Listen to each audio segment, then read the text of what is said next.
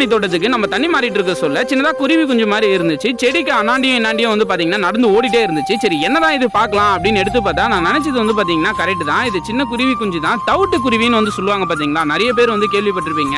அதை வந்து பார்த்தீங்கன்னா பன்றி குருவின்னு சில இடத்துல சொல்லுவாங்க, சில இடத்துல கழனி குருவின்னு வந்து சொல்லுவாங்க. நம்ம இடத்துல வந்து பார்த்தீங்கன்னா இதை தவிட்டு குருவின்னு தான் நிறைய இடத்துல வந்து பார்த்தீங்கன்னா சொல்லுவாங்க.